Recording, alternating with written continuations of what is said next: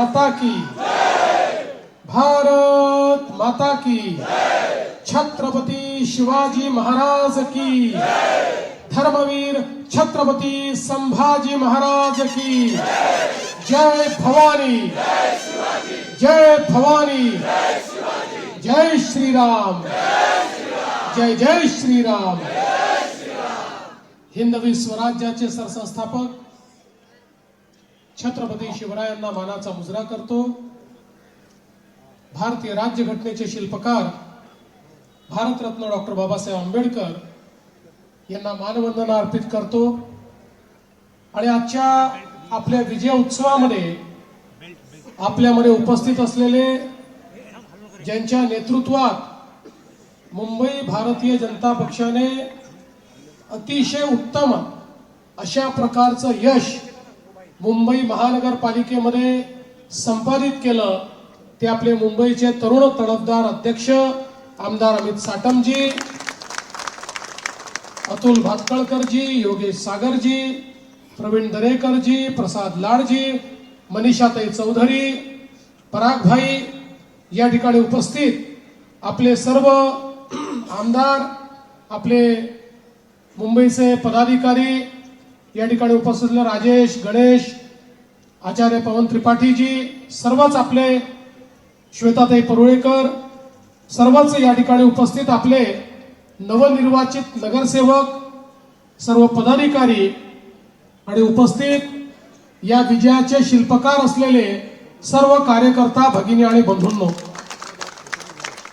आज आपल्या सर्वांकरता ही अतिशय आनंदाची गोष्ट आहे की जेव्हापासनं हे आपलं मुंबईचं कार्यालय झालं तेव्हापासनं मुंबईचं हे कार्यालय ज्या क्षणाची वाट पाहत होतं, मुंबईमध्ये सर्वात मोठा पक्ष भारतीय जनता पार्टी,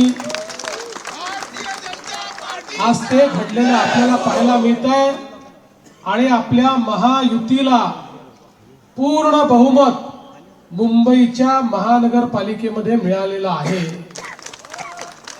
निश्चितपणे आज आपले दिवंगत नेते प्रमोदजी असतील, गोपीनाथजी असतील, किंवा या मुंबईच्याही जडणघडणीमध्ये ज्या सर्व नेत्यांनी खूप मोलाचा सहभाग दिला, अशा सगळ्यांना खूप आनंद होत असेल भारतीय जनता पक्षाची ही विजयी वाटचाल पाहताना। आपल्याला कल्पना आहे की माननीय प्रधानमंत्री नरेंद्र मोदीजींच्या नेतृत्वात 2014 साली पहिल्यांदा भाजपने दाखवलं की मुंबईतला सर्वात मोठा पक्ष आपणच आहोत आणि सर्वाधिक त्या ठिकाणी आमदार निवडून आणण्याचं काम हे मुंबईमध्ये भाजपने केलं। आणि 14 असेल, 19 असेल किंवा 24 असेल, या प्रत्येक निवडणुकीत नंबर 1 चा पक्ष मुंबईमध्ये भाजपच ठरला।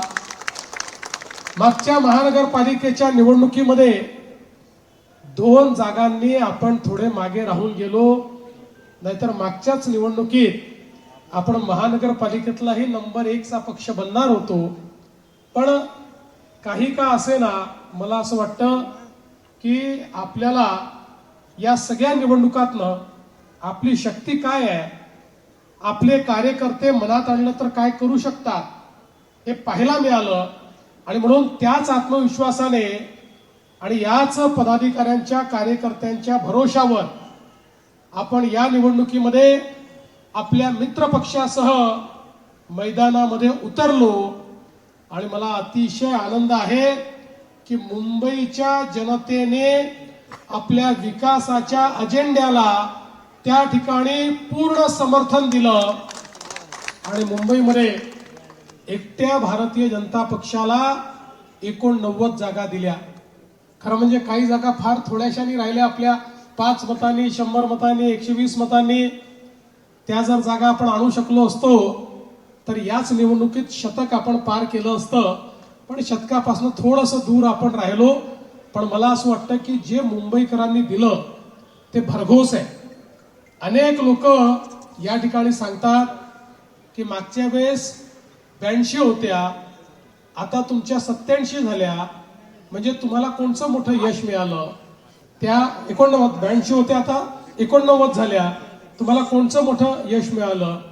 त्या वेड्यांना हे समजत नाही की तेव्हा 227 जागा लढलो होतो आणि 82 आलो होतो, आता 135 जागा लढून 89 आलो.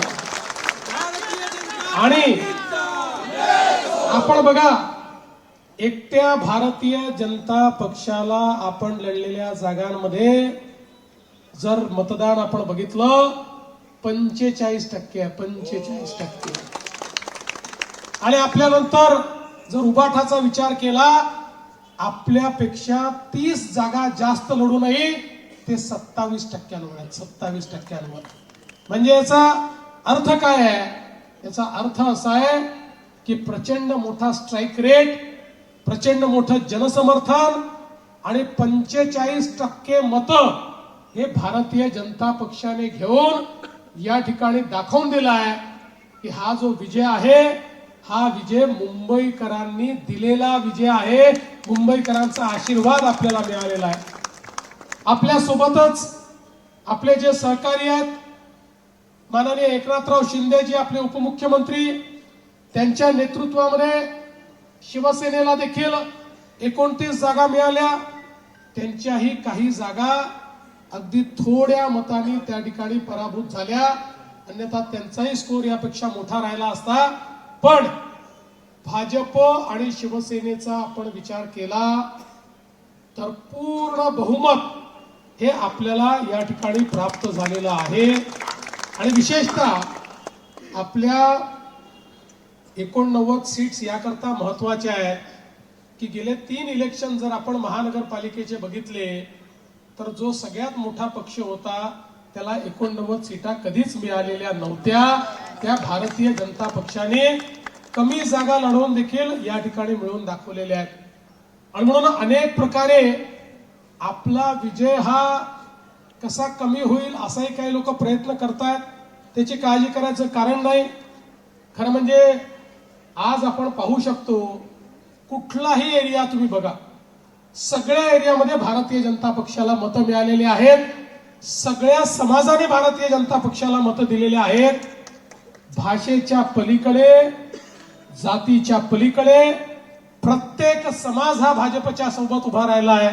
आणि विशेषतः जे लोक मुंबईतल्या मराठी माणसाला आपली जागीर समजत होते, त्यांना हे लक्षात आलं, मुंबईचा मराठी माणूसही विकासासोबत आहे, भाजप सोबत आहे.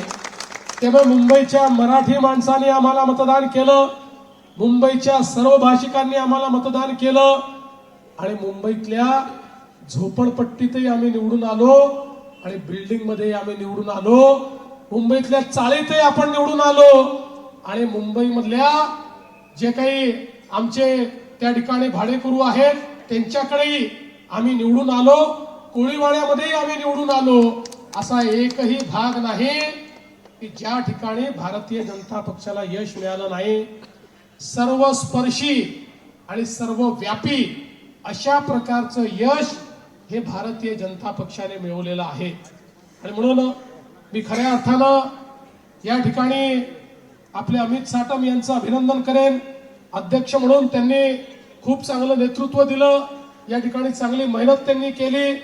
आपले निवडणूक प्रमुख असलेले आशिषजी शेलार असतील, या ठिकाणी आपले सगळे आमदार असतील, सगळ्या आमदारांनी पूर्ण ताकदीने त्यांच्या त्यांच्या क्षेत्रामध्ये आपलं सर्वस्व पणाला लावून किंवा जो जो भाग त्यांना दिला होता त्या त्या भागामध्ये आपलं सर्वस्व पणाला लावून एक प्रचंड मोठी मेहनत केली. आणि त्यामुळे मी असं म्हणेन की हा जो विजय या ठिकाणी मिळालेला आहे हा टीम मुंबईचा विजय आहे. Team Mumbai, team Bharatiya Janata party यांनी या ठिकाणी जे एक अतिशय एकत्रितपणे आणि सुनियोजितपणे हे जे प्रयत्न केले आहेत त्या प्रयत्नांचा हा विजय आहे.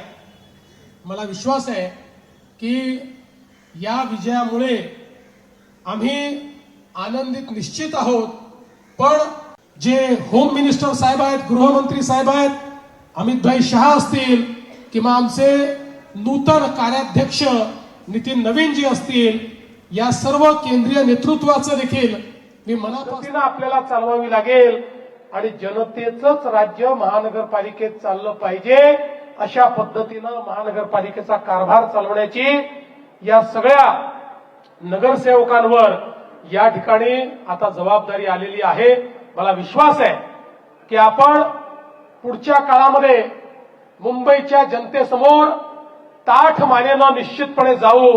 आणि मी एक गोष्ट अजून सांगतो, निवडणुका संपल्या, आमचा कोणीही शत्रू नाही, जे असतील ते आमचे वैचारिक विरोधक आहेत। त्यामुळे आमच्या मुंबई विकासाच्या अजेंड्याला जे लोक त्या ठिकाणी सपोर्ट करतील त्यांना सोबत घेऊ, जे सपोर्ट करणार नाहीत नगरसेवकांना विनंती आहे, सर्व सन्माननीय आमदारांना विनंती आहे की आपण वसंत स्मृतीच्या 3ऱ्या मजल्यावरती जो मोठा हॉल आहे त्या तिथे जायचं आहे। सर्व नवनिर्वाचित नगरसेवक सन्माननीय आमदार 3ऱ्या माळ्यावरती जाणार आहेत। बाकी सर्व दादरमधून भाजपच्या विजयी जल्लोषातून मुख्यमंत्री देवेंद्र फडणवीस कार्यकर्त्यांना, विजयी उमेदवारांना संबोधित करत होते। तुर्तास एक छोटासा ब्रेकनंतर आणखी महत्त्वाच्या बातम्या पाहत राहा NDTV मराठी।